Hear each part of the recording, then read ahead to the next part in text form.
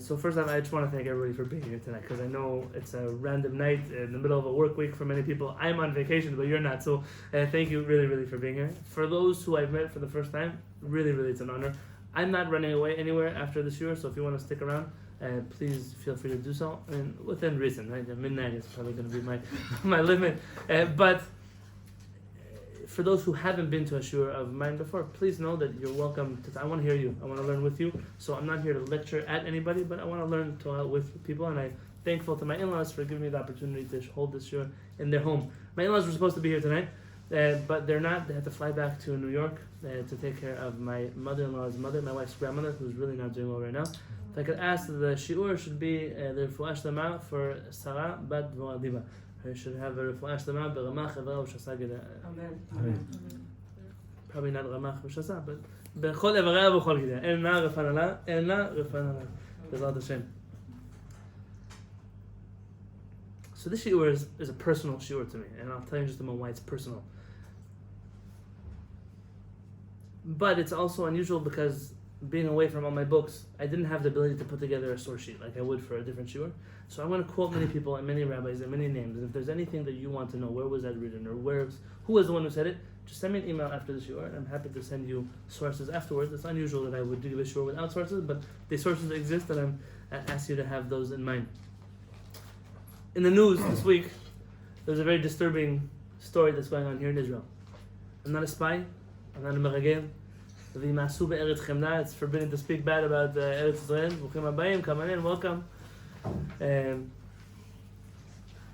But nonetheless, there were some news that are unfortunate because they still exist in this world. And that is, there was a story about Bnei Brak, how in Bnei Brak there was a school, a Sephardic school and an Ashkenazi school in the same building, and in the middle of the night, management came and changed the entrances so there would be a separate entrance for Sephardic students and Ashkenazi students, and now there's a war about why did they do it, who did it. Well, I didn't come to stick my head into this problem. I'm painfully aware that this problem exists in certain communities more than it exists in other communities. But when there's a problem that faces the Jewish people and it's a national issue, it becomes an issue for all of us to deal with and all of us to talk about. Not about people in particulars, but about Am Yisrael as a whole, as a clan. The reason the story is personal is not because of a cheder in Bnei Brak, but because of my story and my wife. And al regel achat, if I could tell you in one moment, just meeting my wife, I did blame Nechama for it, but ultimately HaKadosh Baruch Hu was the one who was mezaveg zivugim. He was the one who put us together, and I'm thankful to HaKadosh Baruch Hu every single day. Somebody I was meeting here today with a Dayan, and the Dayan was talking to me about how you raise money, how shiviti, how do you have support. I said, my biggest donor is my wife. She right now supports me, Baruch Hashem, to be able to do what it is that we do, and does it with me. So officially, my wife is the biggest donor to Shiviti right now. Shali v'shalachem, everything that I have in the world, physically and spiritually, is hers. I just want to say chazak al v'chat to her for everything that she does and continues to do for us. I met my wife, and as you may tell, this neighborhood is probably not the place where I grew up. I grew up in San Diego, California, in a blissful, mediocre Jewish experience. Baruch Hashem, to a religious home. My grandparents were rabbis, but we were in San Diego, near the beach. It was a good life. I grew up going to a Chabad synagogue, a Chafetz Chaim school. My parents sent me to yeshiva in Baltimore and near Israel. I ended up not being a poster child for any of those three institutions by going to Sephardic yeshiva here in Israel, getting hasmacha, and then going back out to Chutz La'aretz to open a kihila. It's ironic because I used to have a Facebook page to keep Tzvi in Israel. And now he's in Israel, but I'm in Chutz La'aretz. Et chata'ai ani maskir hayom. And ultimately, when this idea of being set up with my wife came to the table, so my sister-in-law then, she wasn't my sister-in-law then, she called me up to say, there's a girl, you gotta meet her. And I said, great, I really wasn't into dating. They say about dating that it's not that it's a blind date, just that Shadchan was blind. So who sets these people up? I went on so many dates that I felt like I wasted money for dinner for somebody else's future wife. A waste of time. All these different meetings and different people. I decided I wasn't dating anymore. And then out of the blue, I get a phone call from Nechama Newman, and says, there's a girl, there's a Rebbitzin in Tzfat, suggested you guys meet each other. And I'm trying to get her off the phone. How can I avoid this conversation? And she tells me, tell me more about her. Where's she from? So she's from Borough Park. I said, Borough Park? I'm from San Diego. What does Borough Park have to do with each other? He said, and I said, what kind of family is she from? Oh, a Hasidic family. Her father was the Menahel of Yeshivat Karlin Stolen for almost 50 years. Wow, my father is a computer scientist and an electronic warfare engineer. What do we have to do with each other? And we're going, Sephardic. I everything I could do to get her off the phone. I teach her the religious Zionist yeshiva, a mono-Orthodox community. Everything I could do to get her off the phone. It just kept getting worse. Yeah, my sister really loves Israel. My parents made Aliyah to Israel. She didn't tell me at the time they made Aliyah to Mea Shealim. I felt like Herzliya, Petach Tikva, maybe something in common. And ultimately, I only had one wild card left in my deck. And that was, it's a lie, it's not true. I don't go on dates with girls that my mother doesn't approve of. And everyone knows, my mother, knows that my mother never thought any girl in the world was good enough for her son. So it was going to work. 30 minutes later, I get a phone call back saying, I spoke to your mother, she said you guys should go out for coffee. I don't know if my sister-in-law caught my mother at a weak moment, or if my sister-in-law is just better at persuasion than my mother is. Exactly. So we ended up going for coffee. Literally, the rest was history. On date 3, my wife proposed to me because she said I was taking too long. And Baruch Hashem, at that point we decided we should get married, and everything was going fine and dandy. My parents were thrilled that finally I agreed to even go out and get married to somebody. And then it came the point, and I'm saying respectfully because I'm in their house and I'm saying this with all the respect in the world. It came to the point of my in-laws discovering that I was who I was and that their daughter was dating a me, whatever that me is. It didn't go over very well at all. I'll spare you all the details for a different shiur that's not on camera, not in their house. But it was a painful almost year and a half of trying to get parents to let us get married. Now, my parents were supportive until they found out that my in-laws were not. No, they don't want you, we don't want her either. It became one of those standoffs, and Baruch Hashem said that everything worked out. But the bridges that had, the gaps that had to be bridged, and the divides that had to be conquered, and walls that had to be climbed or torn down, has been a very serious part of my avodah, my work in the Jewish community alongside my wife. And therefore, sometimes we feel that there's a need to discuss this straight up, to have a conversation about what I call Jewish Stockholm Syndrome.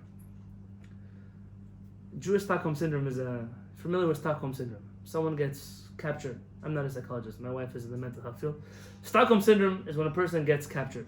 And in that captivity, they develop feelings of attachment to their captor instead of to the people that are really there to free them. This happens many times. A situation where, imagine someone, Chaz v'Shalom, gets kidnapped by terrorists, and then Israeli police would come to save them, but they're siding with their captors over those who really are coming to free them. This is a real psychological disorder, and it's one that the entire Jewish people suffers from until today. I was walking with my Rosh Yeshiva, Rabbi Yaakov Peretz, should live and be well. I was walking down the street, and there was a sign, and it said, Kolel Litai, a Lithuanian Kolel. He said, why are you so proud to be... You know what the Lithuanians did to the Jews in World War II? Who is still proud to be called a Litai? And I told him, I said, our yeshiva is called Midrash Sepharadi. It's the Sephardic Beit Midrash. He said, you think I named the yeshiva? He said, you know who the Spaniards were? The Inquisition that they did to us is probably the second to the Holocaust that happened to Am Yisrael. Why would you name yourself, I am Sephardi? Why are you proud to have any relation to the Inquisition? And then went down the list. What does it mean to be Ashkenazi? Ashkenaz means Germany. You want to be proud of being German? Who wants to be proud of being German? After what the Germans did to us, you still want to be called German? When my family was in Morocco or Yemen, nobody called them Moroccan Jews or Yemenite Jews. When they were there, they were just Jews or Hebrews or Israelites. But Moroccans, they weren't. Nobody in Morocco was Moroccan when they were Jewish. When we were in Russia, we weren't Russian Jews. We were Jews that Russians didn't want. And all of a sudden, we get back together after 2,000 years of exile in the land of Israel and also outside of the land of Israel. And what do we decide? How do we keep the Jewish people together? We find each other, the same Sifrei Torah, maybe a few of the different accents, a little bit of the differences in our Sidurim. We get together and we open up Sephardic synagogues and Ashkenazi yeshivot and different groups of Jews separate based on ethnicity. I'm Moroccan, what do you mean? How could I pray Yemenite? What do you mean, how could you pray Yemenite? You pray Jewish. They used to, people ask you, what are you? I say Jewish. They laugh at me, huh? But really, what are you? So when someone says, where are you from? I say, San Diego. No, where are you from? What does from mean? They want to know like more. Tell me I don't know, my mother is born, which hospital I come from. Of course. Well, what do you want to know where I come from? I was with Rav Peretz in a taxi. Rav Peretz, you speak to him for more than 3 seconds. You know he's Moroccan who grew up speaking French. And someone asked him, Rav, where are you from? And he says, in his Moroccan accent, "L'may nafka." So what difference does it make? Like, what difference does it make to where I come from? And it's an interesting thing that we've built these barriers surrounding ourselves, intent on keeping our customs and our traditions of our captivity. And those things don't just divide us. You want to say you like songs. I like Sephardic music. Someone else might like chazanut. Someone else might like Ashkenazi chazanut. I don't know who those people are, by the way, but some people might like that kind of music. My mother-in-law, she wouldn't be well. She loves Yosele Rosenblatt. And so I told my wife, like, what is this music all day? This music going on? She told me there's a saying. It says that those who can sing are singers and those who can't are cantors. There's a certain style of music, but what are you going to argue? If you like a certain kind of music, that's where you need to pray. So what? Who cares? But when it starts to divide us in more than just the food we like to eat or the music we listen to, it starts to divide us in who we're allowed to marry or not marry, or who we can study Torah with or what we can't study, which books we own or don't own. At that point in time, the Jewish people should be diagnosed with a severe case of Stockholm syndrome. We are captives to countries that threw us out on our faces.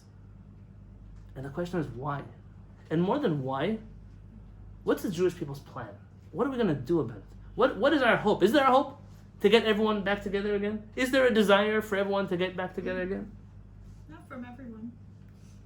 I'm sure not from everyone. Just being honest. And so tonight, I wanted to do this. I wanted to talk about those who tried, the solutions they came up with, the failures we experienced, perhaps a plan for the future, and then to end the shiur. And I'm here to take any questions, not just on this topic, but anything, along with my wife, who also has a tremendous amount to add in every topic. So both of us will be taking questions at the end of the shiur. But please, that's the idea that I've come to discuss tonight.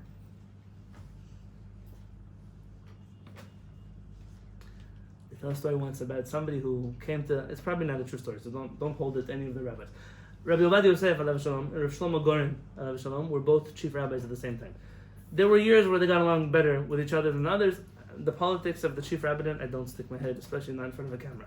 But there once was a person who came to Rabbi Yosef's door, and they wanted to ask him a complicated question in the laws of Pesach and how it applies to their cat. Their cat has a stomach disorder, a sensitive. They thought, well, this kind of food and that kind of food and this treatment and that treatment. And Rabbi Yosef is trying to write his books and they're busy time. But the cat, and this cat she's sensitive to this, sensitive to that. At a certain point, Rabbi Yosef doesn't know what to tell them anymore. He says, let me ask you a question. Your cat, is it a black cat or a white cat? He said, it's a white cat. Oh, so why don't you go down the hall? Rav Goren, the Ashkenazi chief rabbi, is there. Go knock on his door and ask him about your white cat.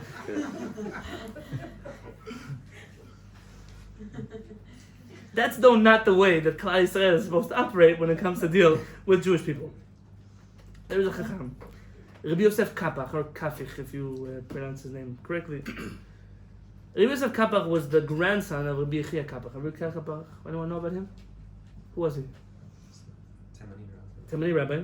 What was his claim to fame? He translated, was it the Yad Chazakah? Very good. Rabbi Yosef, the grandson, translated almost all the writings of many Arabic Chachamim into Hebrew, or even re-edited the Hebrew versions that we had. Moreh Nevuchim. Moreh Nevuchim, Moreh Chazakah. That's right. That was the grandson's claim to fame. The grandfather?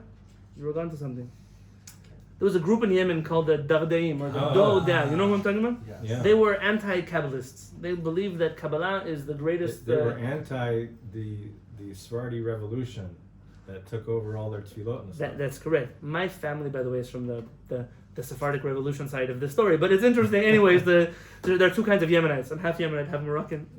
But there's the Yemenites that are Baladim, diehard, Rambam, and there's Shammai. There's a few other groups also. The Dardeim waged a war against the Kabbalists. And the war was two ways, by the way. Rav Kook from Israel got involved and claimed that the Dardeim were kofrim. You couldn't even count them for a minyan because they reject the oral law. It was a real war. To the best of my knowledge, the opponent of Rabbi Yechia Kapach was none other than Rabbi Yechia Salach, who was a Mekubal in Yemen. Both of them served on the same Beit Din, side by side, until the day they died. So the war was, you're not Jewish, you don't count for minyan, but let's Let's sit on the same court and act friendly together and help the Jewish people. That's a certain kind of war. It's okay to have wars like that. That's a good war to have. Rabbi Yosef Kapach comes to Israel, and he is taken aback by this kibbutz galuyot that is happening, the ingathering of the exiles. People are still praying. One day the exiles will ingather, the Jewish people will come together. One day, but it already is happening. You stand in any street corner in Israel. Just stand and watch when the light turns green. Watch all the people walk by. And tell me, which exile did the Jewish people not come back from yet? Maybe the exile of America. Shlomo Zalman Auerbach said that when Mashiach comes, the Americans will get off an airplane, come take pictures of the Beit HaMikdash, and then go back to New York. Maybe that's the only galut that has a challenging time. I'm included in this category for right now. Rabbi Yosef Kapach was so overwhelmed that he put out an essay in which he talked about a concept that already was being discussed in this country of mizug hagaluyot, the cross-pollination of exiles. Why are we still in Israel talking about Ashkenazi, Sepharadi, Temanim? By the way, this term Mizrahim that you may hear, and many Israelis prefer to use over Sephardim, is actually a racist word that those of us in the Sephardic community prefer not to use. The Mizrahi word is intended to include all the Sephardim, even those who are not from Spain. But if you look carefully in Sephardic literature, you'll find that many rabbis who never went to Spain were called Sephardim, and many rabbis who lived in Spain were not called Sephardim, because Sephardim had to do less with ethnicity and more with a certain philosophy that people subscribe to, for a different shiur in a different place. But the group Hasidim, Mitnagdim, why are we still sitting in this country, all fighting with each other, not praying together, not learning together, not marrying each other, living in different neighborhoods in some places? Why? What's the purpose? And he, with a passion, wrote about this concept of mizug galuyot, the cross-pollination of the galuyot, of the exiles. Let's get the Jewish people to become one people. This utopian idea he wrote a lot about it. What we're going to do in the schools and how we're going to teach the children. There's no more Yemenite, there's no more Ashkenazi, we're all the same. And he was passionate, and he wrote about this in a volume of his books called Ktavim, or Ktavav. It's a blue volume. The first volume, he writes about this. Now, the volume is not organized necessarily in order. Not long afterwards, I don't know exactly how many years passed, Rabbi Yosef Kapach does a 180-degree turn. But more about that later. There was a chief rabbi here, the founding of the state of Israel. He served alongside Rav Kook alav shalom while before the state of Israel was established. Then after the state of Israel was established, there was a Sephardic chief rabbi here by the name of very good. Who's that? Rav Uziel. Harav Ben Zion Meir Chai Uziel. Harav Uziel is a special Talmid Chacham. Rav Uziel is here from Yerushalayim. Went through many Gilgulim, was a chief rabbi in Turkey, was in different places in different times. Rav Uziel's father was a rabbi here in Yerushalayim, and he knew that he was going to die when Rav Uziel was very young. After his bar mitzvah, he asked Rav Uziel, he said, I wish to live until your wedding. So Rav Uziel at the age of 14 got married. Don't try it at home, I'm not suggesting. He got married at the age of 14, his father married it to see him under his chuppah, and then his father died. Rav Uziel was alongside Rav Kook, and then Rav Kook never merited to see the founding of the state of Israel. So Rav Uziel was the one who essentially escorted the Jewish people into this era of actually having a state, no longer fighting with the British, but actually having our own state. Rav Uziel is an uncharted territory of some of the most beautiful teachings in the whole world. I feel like if Rav Uziel got as much credit or as much exposure like Rav Kook had, the Jewish people that you would see today would be very different. Rav Uziel is it's like two prophets prophesying together, Rav Kook and Rav Uziel, but differently. You know, two prophets can prophesy the same thing, but Chachamim tell us they prophesy differently. Rav Uziel saw what was happening here. Rav Uziel saw himself as the chief rabbi not just of the Sephardim, not just of the Jewish people. Rav Uziel, for a different shiur, at a different time, saw himself as the chief rabbi of all the citizens of the state of Israel. He made an issue of his in 1948 to go here in Yerushalayim to every mosque and every church that was under Jewish territory and to tell them, I'm your chief rabbi also. You don't have a chief imam that's recognized by the state of Israel. You don't have a chief bishop here. If you need books for your church or for your mosque, if you need new rugs, if you need whatever it is that you need, you should know, I am your spiritual address and I will take care of you. He viewed himself as a leader of the entire people here. Rav Uziel pushed very hard that Israel should be a Jewish state, albeit a democratic one, by suggesting something fascinating, which was that just like in the Knesset when they pass a law, and it passes by a vote, that it goes to the Attorney General to discover whether or not this law is constitutional. I'm borrowing that word because Israel doesn't officially have a constitution, but whether that law is democratic or not. it should also pass to the office of the chief rabbi, and the chief rabbi should give a chavad dat, should give an opinion saying whether or not this new law the Knesset is about to pass, whether it fits into the spirit of Jewish law or not. The Knesset isn't obligated to listen to the chief rabbinate, but it could at least receive a spiritual word of advice about a law that they're about to pass. That happened. Rabbi Uziel sat in Knesset until 1953. The writings from him and his students of civil law in this country are unbelievable. I don't know if any of you know books on homelessness in halakha, social welfare and medicine in halakha, how you deal with high costs of living in halakha, how you deal with all kinds of issues that today you don't think rabbis should deal with or know anything about. Rabbi Uziel and his students pushed very hard to have answers. What right does a police officer have to take away someone's freedoms? According to Jewish law, how can I arrest you, take away your basic freedoms before you've stood in front of a judge? Certain issues that are real issues, that are burning issues today in the Jewish community that we don't even realize the ramifications of them. Rabbi Uziel was a chacham who was far beyond his time. In 1953 he passed away. But his vision in the early years of the state of Israel was mizug hagaluyot. How can I get all the Jews to be on the same page? He had a solution. His solution today in retrospect sounds crazy, but he believed that in this messianic fervor, everyone coming back to Israel, that we can do this. Hasfuli shivim zekenim, he writes, bring for me 70 elders. Let's make a committee, but a real committee, not the kind you have in the places you work. A real committee that gets things done. Let's take one chacham from every organization, every group, every denomination, however many denominations you have in the Jewish people, send me someone who's authoritative and representing that group of people. Let us sit at a table. Let's start with A and go all the way to Z. Halakha, hashkafa, minhagim, whatever it is that you want. And let's decide. Shchita. What is this halak, no halak business? How can you have two different standards of kosher meat in the same country for Jewish people? Rabbi Uziel said, listen, I'm willing to give up the Sephardic standard of halak meat. But if I give something, someone else has to give up something. What about kitniyot on Pesach? And he was a believer that if we sit together, this won't be Jewish people giving up their traditions, but rather the leadership of the Jewish people creating once and for all a real Jewish tradition that Jews spoke about and discussed, and so we'll fight for as long as we need to fight. But ultimately we'll come out, like the Torah says, one law for the citizen, for the stranger, for the Jew that is among you. That's a dream of the Torah. And Rav Uziel decided he was going to do it. And he figured this would be a wonderful way to do that. Rav Yosef, alam shalom, didn't view this in the proper light, in my opinion. Rav Yosef was famous of his critique of Rav Uziel. Rav Uziel was one of the Sephardic chief rabbis who pushed certain Ashkenazi standards into the chief rabbinate. For example, not getting married in certain times of the year, that Sephardim can get married and Ashkenazim don't. And Rav Yosef even said about Rav Uziel that he was a Sephardic pushover to the Ashkenazi chief rabbi, Rav Kook. Meaning he didn't have a backbone when it came to Ashkenazi rabbis. And I believe that sentence couldn't be further from the truth. It's not a matter of backbone.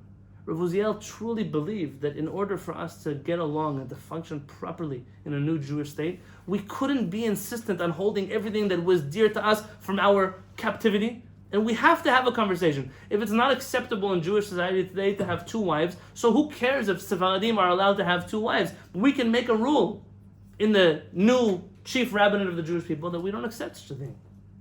It wasn't being a pushover. Rav Uziel believed deeply in a vision where Sephardim and Ashkenazim would no longer be two people. What does the prophet say?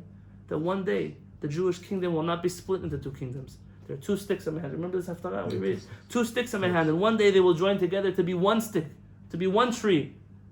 Rav Uziel believed in this so much. How much did Rav Uziel believe in this? Rav Uziel founded a yeshiva here in Jerusalem that is not in existence anymore. That yeshiva was called the World Sephardic Yeshiva. His dream, it would be the first Sephardic yeshiva in the land of Israel of its kind to restore the old Sephardic tradition of having rabbis who were scholars, who were teachers, who were poets, who were musicians, who were philosophers, who studied secular studies, who were scientists. He believed that they were going to restore the glory of the Spanish era. And Rav Uziel appointed as the Rosh Yeshiva of the World Sephardic Yeshiva. And want to know who the Rosh Yeshiva was? His name was Rav Eliezer Waldenberg.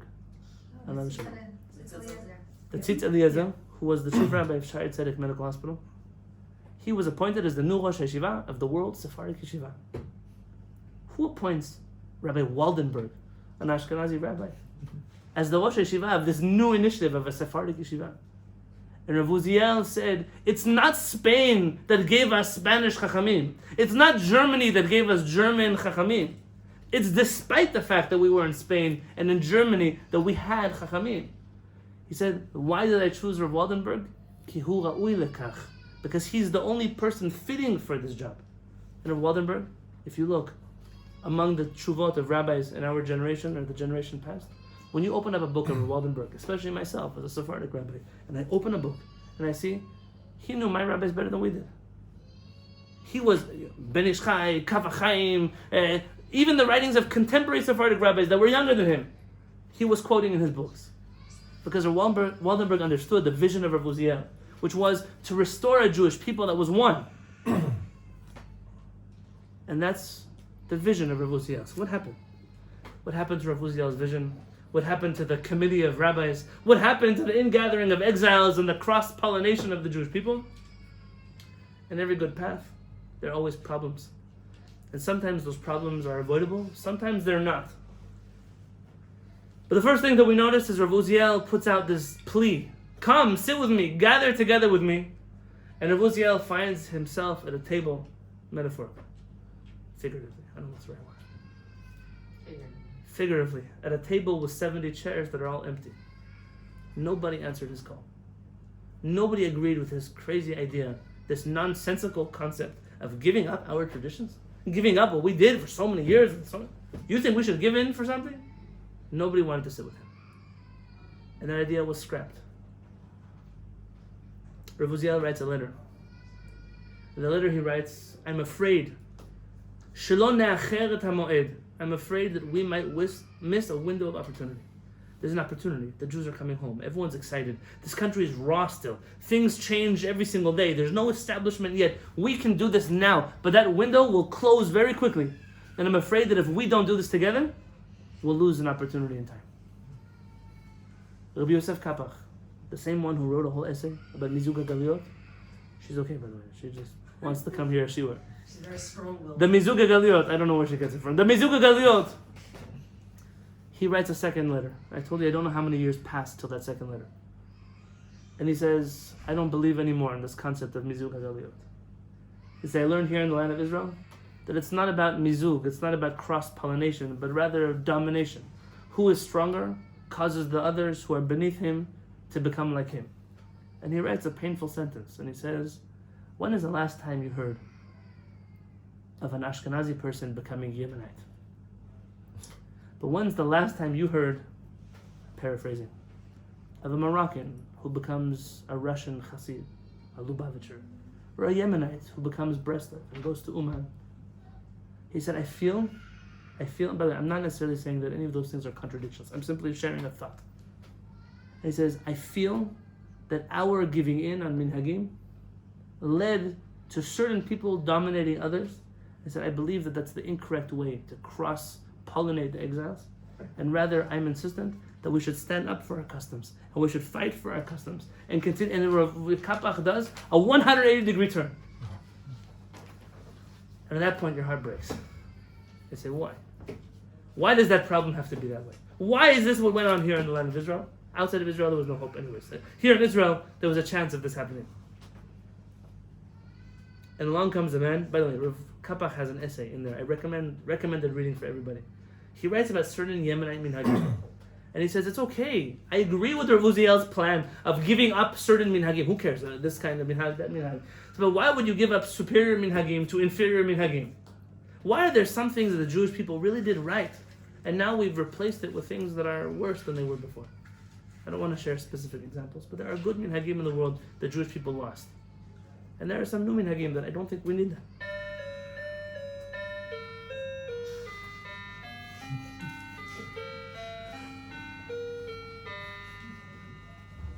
I guess the time is now 9 o'clock.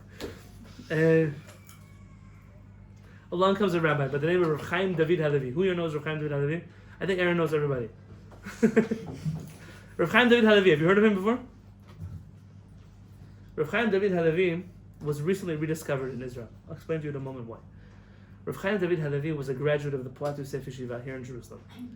He was one of the elder scholars of the Sephardic community here in the land of Israel. Rav Chaim David Halevy was not radical, but he was vocal. Vocal about his ideology and the philosophies that he had. Rav Chaim David Halevy was a student of Rav Uziel. But he wasn't just a student of Rav Uziel, he was also a student of Rav Avraham Yitzchak HaKohen Kook. So he studied both by the Sephardic chief rabbi and by the Ashkenazi chief rabbi, which made him a perfect candidate for bringing about a Torah that could unite everybody. And Rav Chaim David Halevy, in a letter that perhaps is echoing the sentiment of his teacher, that maybe we missed a window in time, an opportunity, Rav Chaim David Halevy says, I believe that we've already missed the opportunity. It's already too late. Too much has happened. Too much has been built. Too much has been said that shouldn't have been said.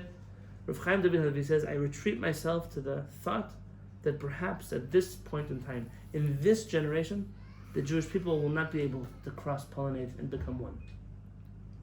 But there has to be a solution to that problem. It can't just be that we have a problem that we have no solution to. It can't be that we tried something and historically we failed, so now we give up. And Rav Chaim David Halevy says, I have a solution. And the solution is, I'll tell you about the solution in just a second. Rav Chaim David Halevy, I told you I was going to tell you about him, why he's been rediscovered.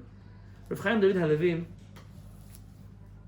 wrote a lot about the issues of church and state. He believed very strongly that church and state a separation of church and state is an old Jewish value, and he fought the rabbinic establishment that believed otherwise tooth and nail. He also wrote many books and many thoughts and teachings that were a little different than the way mainstream rabbis of any community thought about things here in this country. Rav Chaim David Halevy essentially was buried, figuratively, by the Sephardic rabbinate. They didn't want him. He was a thorn in their side. He reminded them of a Sephardic Jewry that they wanted to erase.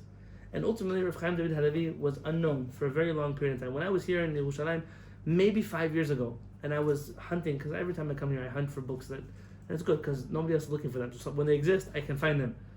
I found some of his books out of print, old print. I still have those books. When I was here 2 years ago or 3 years ago, I walked to a store. I said, hey, you're the one who likes Rav Chaim David Halevy. Look, we reprinted his set of halachot.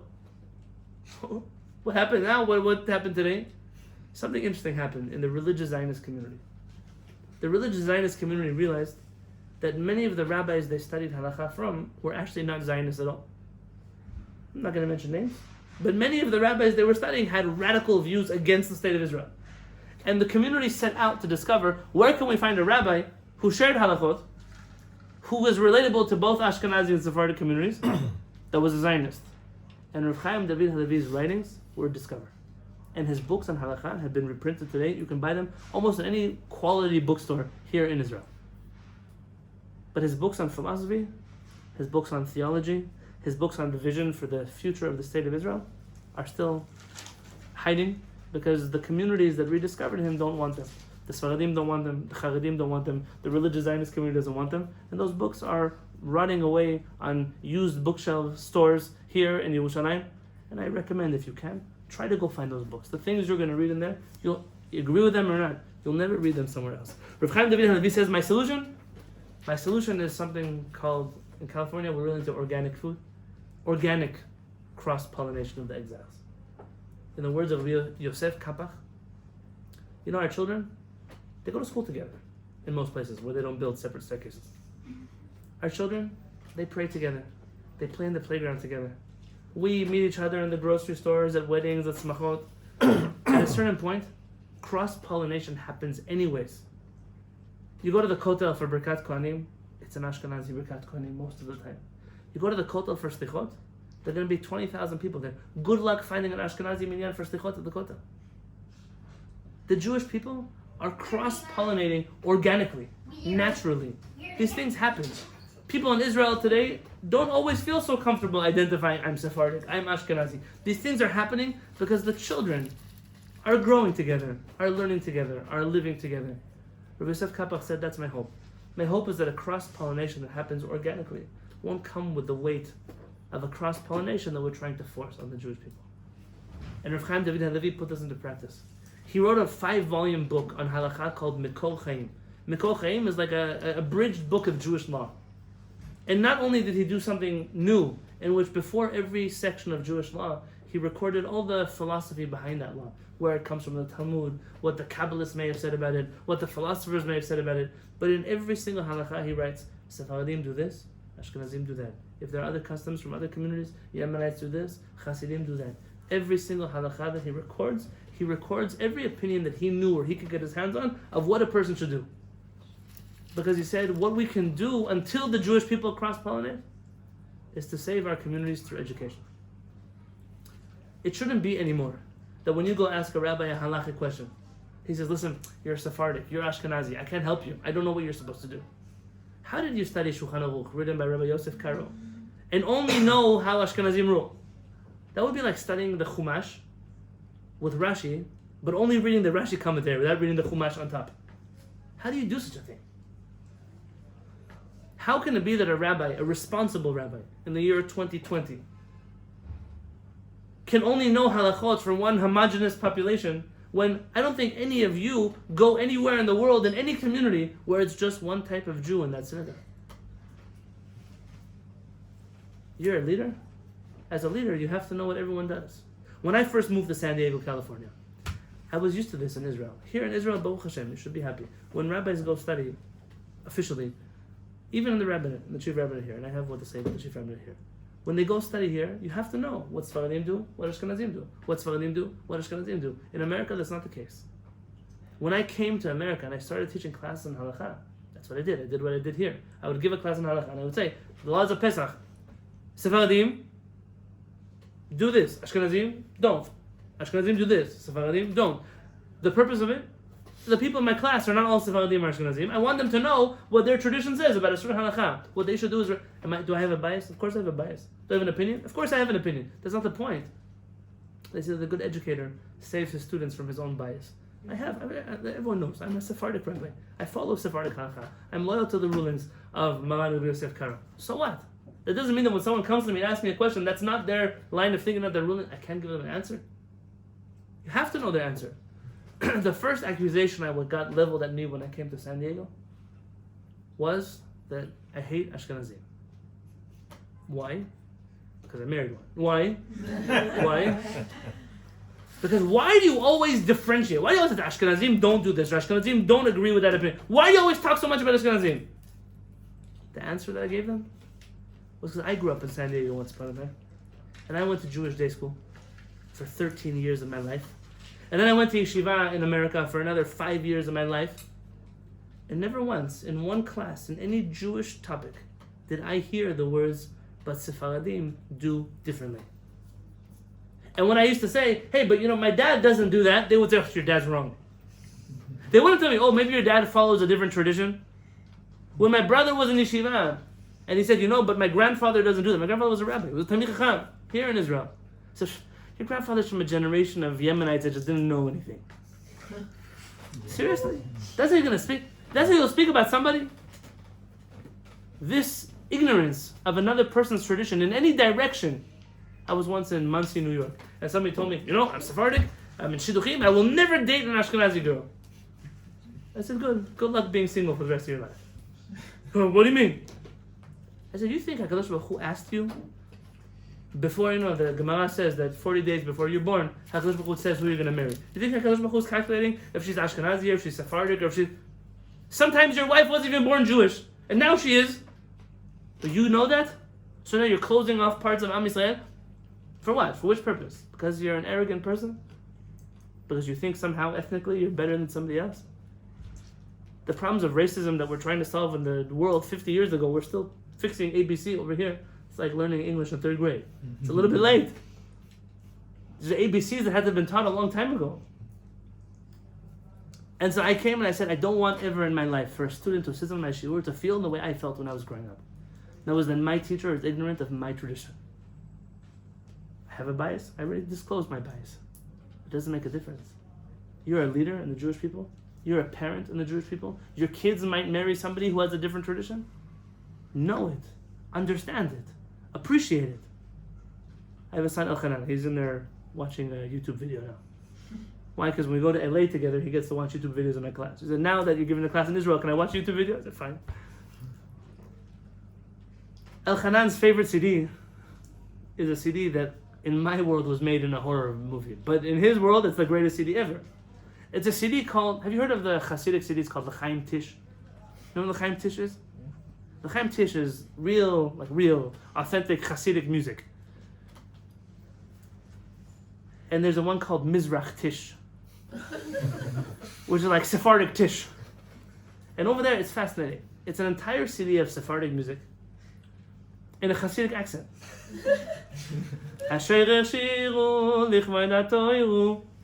We don't pronounce it that way, but it's sung that way. You never heard Kiesh Mara Shabbat in a Hasidic accent before. The Paitan, Rabbi Dunash ibn Nabat, never thought that his De'ol Yikra would be sung in some, but it happens.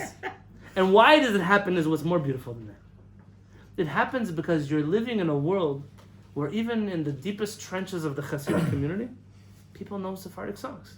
And they want to play Sephardic songs at their wedding. And they want to sing Ashkenazi Shira. When I saw a video once of the Belzer Rabbi. Rabbi Yosef came to visit him. It was in a big wedding. I was like, 35,000 people came to the wedding. If you think your wedding is big, this is bigger. And Rabbi Yosef came in. And all of a sudden the music changed from some kind of klezmer music to Ashkenazi Shira Nechmat Torah. And every one of those Hasidim in that room knew how to sing that song.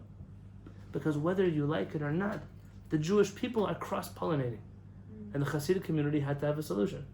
How do we come up with music that's not ours, but feels like ours? And I think that's a beautiful thing. And for Elchanan, there's no greater CD that sums up his life than Sephardic music in a Hasidic accent. And that's the beauty of HaKadosh Baruch Hu. Because HaKadosh Baruch Hu knows how the Jewish people have to look. And sometimes we get in the way of that plan.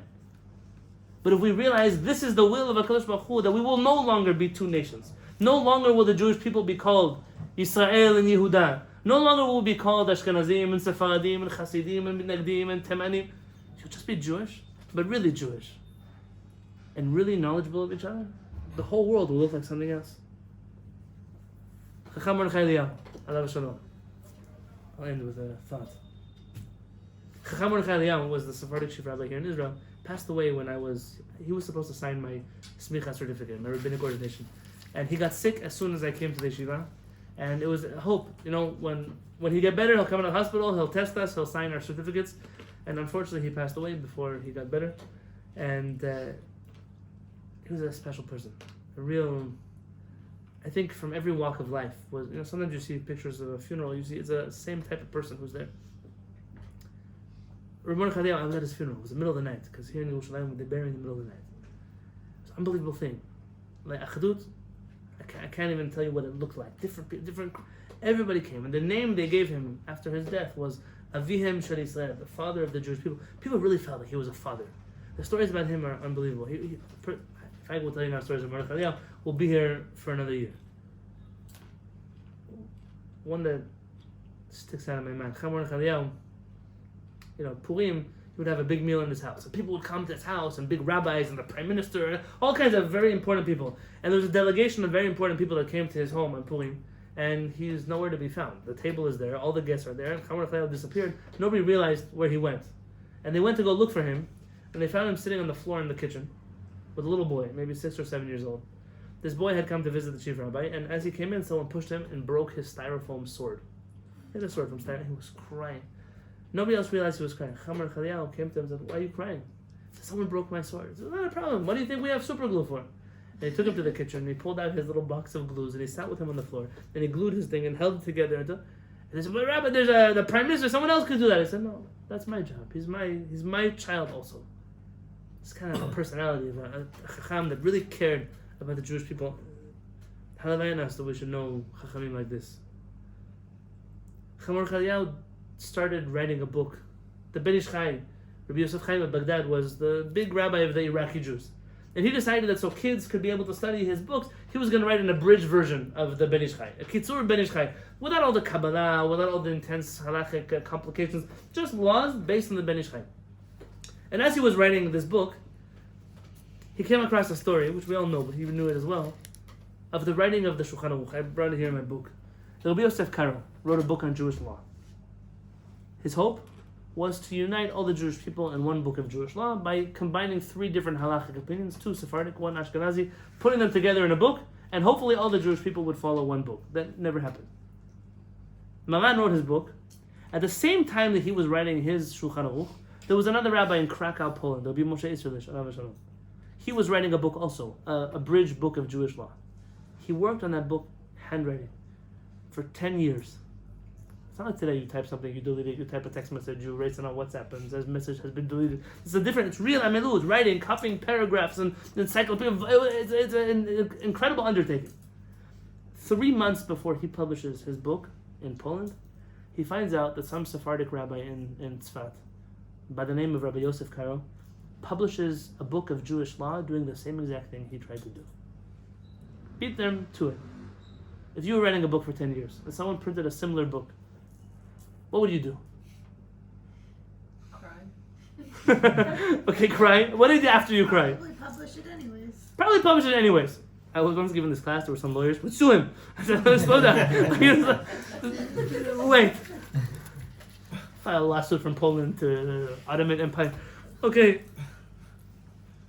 Rabbi Moshe Isserlish took his book and he buried it. He put it in the Geniza. And he said, it won't happen on my watch that Sephardic Jews will study from one book and Ashkenazi Jews will study from a different book. He writes a letter to Rabbi Yosef Karo. If you look in the Tshuvot Ramah, the letters of the Ramah, chapter Memchet 48, he writes there to the great rabbi of our generation, Nesi Elohim betochenu, the Prince of God in our midst, Rabbi Yosef Karo. He said, Kol hacholek alav, anyone who argues with Rabbi Yosef Karo, kecholek al hashchina, is like arguing with God himself. He writes unbelievable things to a person who essentially shut down his life operation. And the Ramah says, if there's a Shulchan Aruch, if there's a set table, I'm going to write a Pirush HaMapah. I'm going to write the tablecloth for that table. And he lays a very gentle tablecloth over the writings of Rabbi Yosef Karo and spends the rest of his life writing a book, commenting on every sentence that Rabbi Yosef Karo writes, what Ashkenazi custom is. And today, in any yeshiva in the world that you go to, from any denomination of Jews that you go to, when they study Shulchan Aruch, they study Maran, Sepharadi and Rabbi Yosef Karo, with a commentary of the Ramah, Rabbi Moshe Isserlish. Rabbi Mordechai Eliyahu, when he was writing this abridged version of the Ben Ish Chai for students, said, if the Ramah was able to bury his book for the sake of Jewish unity, why can't I? He took the Kitzur Shulchan Aruch, written by Rav Shlomo Gansri from Hungary. Shlomo Gansri from Hungary. By the way, who happens to be very similar to the Ben Ish Chai, because he also went to Kabbalah, so a lot of things overlap over there. Even though, in terms of Ashkenazi halakha, he was more radical than other rabbis who wrote. He takes the Kitzur Shulchan Aruch of Rabbi Shlomo Gansri, writes on it a commentary with the rulings of the first Lubavitcher Rebbe, the Balatanya, Rabbi Shlomo Zalman Auerbach, and the writings of the Chavetz Chaim, the Mishnah Bua, Rabbi Israel Meir HaKohen Kagan from Radin in Poland. And then he writes a commentary on the book according to the laws of the Sephardim, the Ben Ish Chai, the Kaf HaChaim, different writings. And today, literally in every book, doesn't have to be a quality bookstore. In every bookstore you go to in Israel that sells Jewish books, you can find the Kitzur Shulchan Aruch of Rabbi Mordechai Eliyahu. The top is Ashkenazi, the middle has other alternative Ashkenazi traditions, and in the bottom, Sephardic traditions on the commentary of Rabbi Mordechai Eliyahu. The only hope that we have to cross-pollinate the Jewish people, in my opinion, at this point in time, and you don't have to accept my opinion, is at the very least to educate ourselves in each other's traditions. That it shouldn't be that when you bump into a Jew who does something different than you, you're like, wow, that's weird. It shouldn't be your reaction. It shouldn't be that when you meet somebody who's doing halakha different, who prays differently, that you don't understand what's going on. I used to be in a Beit Knesset. I was renting a space from a Chabad synagogue. So I had a Sephardic synagogue on top of a Chabad synagogue. And I had a guest that came from my wife's family. He's a Karliner Chassid. Have you ever prayed with Karlin? Karlin is across the street. But when you sit here, you can hear them pray across the street. They scream loud. They're called the Screaming Chassidim. And he came to my minyan Friday night. He was visiting me. He came to my minyan Friday night. After Tefillah, says, Yonatan, I don't want to be offensive, but I didn't understand a word you guys said tonight. So if it's okay with you, do you mind if I go pray downstairs with Chabad? I want to understand what I'm saying. I don't care where you pray. Just show up for lunch on time. Yeah? So he went downstairs. About an hour into services, I see him back up in my synagogue. So what happened? He said, I don't understand a word they're saying either. So I figured if I don't understand what anybody's saying, I might as well pray with you. And the truth is that it's our obligation to create a kind of Jew that understands everybody's prayers. There's a thing here in Israel. There are minyanim in the world here. I mentioned before the religious Zionist community. It's a reality in many religious Zionist communities, especially in yeshivot, that the nosach of the tefillah is dictated by the person who's leading services. If he's from this or that. The tunes, sometimes that's done based on the person or based on the majority of people in the room. In the army, in the Israeli army, Baruch Hashem, by the way, that's also a story of trying to make one nosach that didn't really work out either. But there's an opportunity, if not to force Jewish unity, if not to force cross-pollination, at the very least to force yourself to know as much as you possibly can about every kind of Jewish person in the world. And then you'll unite Am Yisrael in yourself. Harav Kook alav shalom, in his office, there were hanging two pictures. The picture of the first Lubavitcher Rabbi, the Baal Tanya, and a picture of the Gaon of Vilna. But these two people, they tried to meet. The Baal Tanya tried to meet the Gaon of Vilna, but he wouldn't meet him. He said it was a kofel. He couldn't look at his face because he was an evil man. It's an old sad wars in the Jewish people. You should know that today, even in the world of Hasidim, there are very few Hasidim who really hate the Gaon of Vilna. There are, don't get me wrong, there are. Half of my life is like that. But I think they tell a story about the Kapishnica Rebbe. Is that true? Could it be? Yeah. What do I know about the Kapishnica Rebbe? I don't know anything about the Kapishnica Rebbe, but I saw a writing of his, in which he said he once opened up his Gemara and his Beit Knesset, and where it says on the side of the Gemara, the notes of the Gaon of Vilna, someone crossed out the word Gaon and just left him Eliyahu of Vilna, and he wrote in his notes. I say in English, so it doesn't have any effect on it. Says the hand of the person who wrote this should be cut off in heaven. Nobody should speak this way. It was a fight, it was a war, it's over, keep moving. There's a way in the world in which you can live together and know about each other. Why did I get to go to the Rav Kook? So once there was a man who came in, it could have been Shai Agnon, it could have been Chaim Nachman Bialik. One of those two were in his office. You know, these guys were old school Velezhiners before they came here. And they saw the picture and one of them chuckled because what's so funny? He said, I see at least somewhere in the world the Gaon of Vilna and Baal Tanya made peace with each other. At least on your wall they're sitting with each other without fighting with each other. And Rav Kook said, no, they've also made peace inside of my heart. In my heart, these two tzaddikim are also at peace with each other. A lot of times, English, very often, we get stuck on differences. And there are differences. And you can't for 1 second think there are no differences. There are. I probably think more differently than other people think. I think that Sephardim and Ashkenazim sometimes, don't hate me now after everything I said, sometimes we don't border on two different traditions. Sometimes on some issues, we may even border on two almost parallel religions. I'm not saying it sarcastically, I'm saying it theologically on a sincere level. So what? Bnei Av Echad Anachnu. We're all the children of one person. And we're all the children of one Kadosh Baruch Hu as well. We all received one Torah on Har Sinai. And if there's fragmentation, and there's splitting, and that bothers us, Rabbi Nachman of Breslov once said something interesting. And I'm not a Breslover to give you a comment on what he said. But he said that someone who's bothered by the fighting between Jewish groups, between tzaddikim, should go study halakha. I remember reading that and saying, of all the things you want to study, you should not study halakha. Because that's where we fight the most. We don't agree on anything in halakha. But I think that's the greatness of the teaching of Rabbi Nachman. Because you see how all of these rabbis argued with each other, but they were contributing to a conversation. They were having a conversation with each other. Those things are printed together. We study them alongside each other, even if they contradict each other. There are commentaries on the Rambam, and you read them and you say, oh my gosh, you say such terrible things about the Rambam. Who decided to print you in the book of the Rambam? There's a commentary on the Rambam that says, this man, he left the way of all other rabbis because he's an arrogant person. And they printed that in the Rambam. And you say, who did that? And you realize, but when Torah comes around, truth is what matters. And we're all fighting to reach a certain truth. And you may believe that one person is right or another group is right, and that's wonderful. So keep believing. And educate your children the way you need to educate them. But let them know there are other Jews in the world. There's different flavors to this rainbow. It's like Baskin Robbins has 31 flavors. Am Yisrael, you could have 31 flavors too. The exposure, it's like an exposure therapy to Am Yisrael. The exposure to different types of Jews, to different traditions, is ultimately what will unite us. Because when the walls come down, Am Yisrael will do what we always do.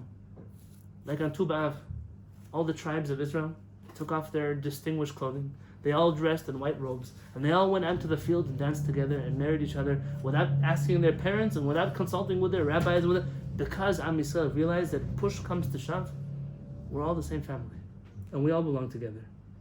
And ultimately, my hope and my dream, and my thanks to all of you for being here, is the message behind Shiviti, this vision that my wife and I have, is to educate Am Yisrael, to stop being stuck in one box, to push the limits, to push people to say, Am Yisrael is a really beautiful rainbow.